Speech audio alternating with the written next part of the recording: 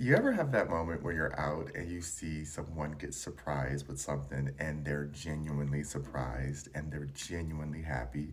And it seems like the smallest thing to you, but in retrospect for them, it means so much because it's something that they never had, or it's something that someone's never done for them. And that's the moment that I feel the heart chakra opens, and everybody, no matter what type of human you think you are, can feel that moment of, wow, that's what love feels like. Welcome back to Along This Spiritual Journey. To me, the electricity of love is so beautiful because love is not just romantic. Love is a feeling, love is a state of being, love is a mindset, love is a discipline. And it's all these things wrapped into one. And then you just get it thrown at you like confetti or glitter. And you're like, whoa, and you're just overwhelmed. And when the dust of this confetti settles and you still see this beautiful picture there, you're like, wow, that's really cool. I wish that could happen to me, or I would love for that to happen to me. And to me, that's what the moment is really about, right?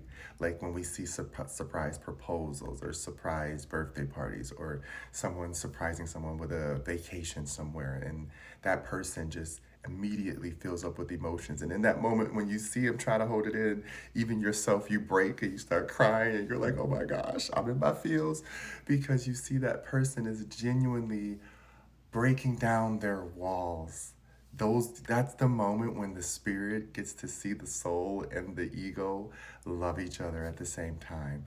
Because spirit to me is a state of mind, it's a state of being. And so for me, like, I'm a genuinely happy person all the time, so my spirit is joy. But I still get down and I have my days off and suppressed about different memories and thoughts and feelings because I'm a human. But my soul is always like, we got this, you got this, we can get through it. And they're always focusing on doing the work.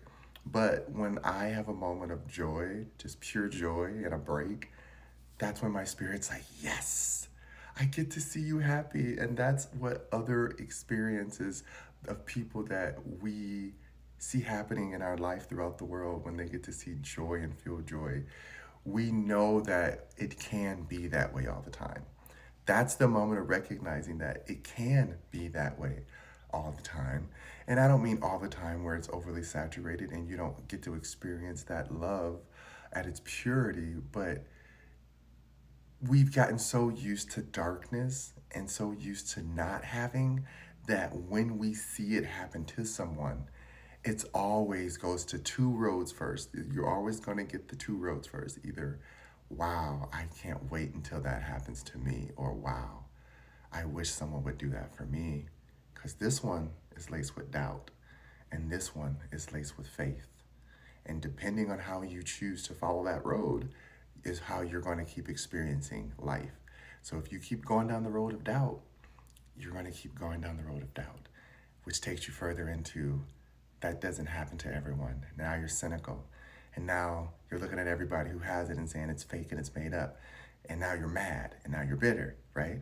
Versus going down the road of faith, which to some people we can say is Delulu.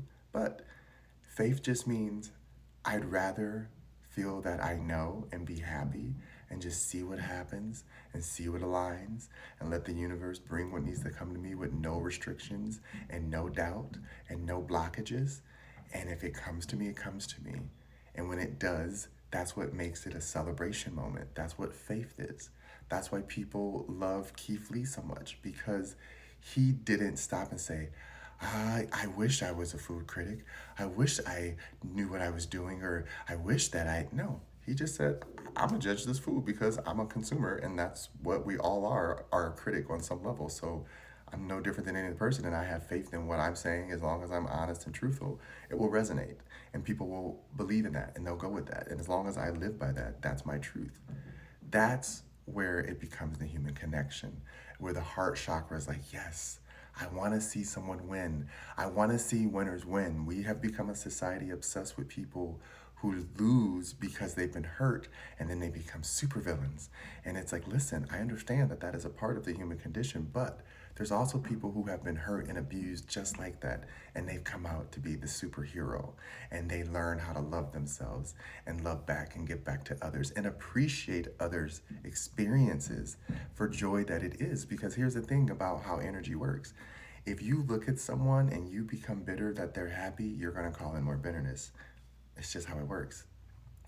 If you're if you look at someone and you're genuinely happy for them and you're like, "Oh my gosh, I'm so excited for them," because you know that they deserve it and that you know that the energy itself is just deserving to be seen, and you're just grateful for being a part of that moment, guess what? You just called it in, because once you're grateful for that moment, gratitude now says, "Hey, you're part of my group. Gratitude, come on over and jump in line." And you're like, "Wait a minute. Oh, wait. I was over there and desperate and hoping." But when you have a moment of gratitude, gratitude doesn't care. It will pull you in.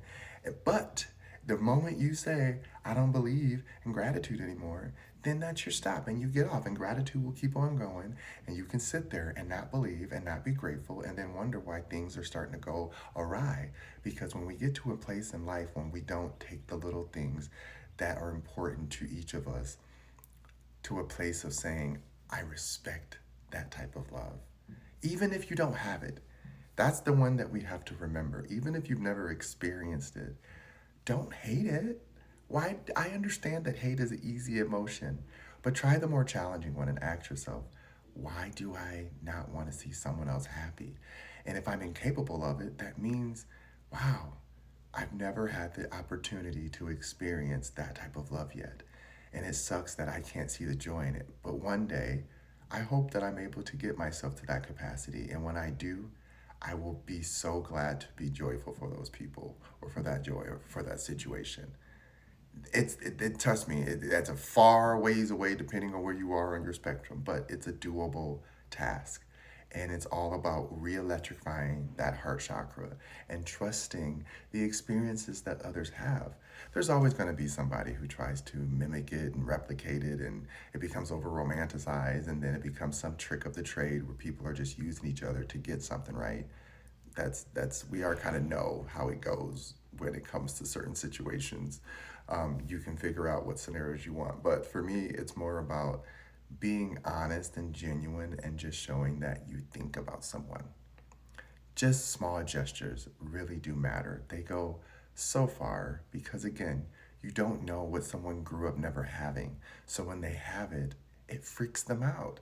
And you just have to give them the time to go figure that out and process it on their own.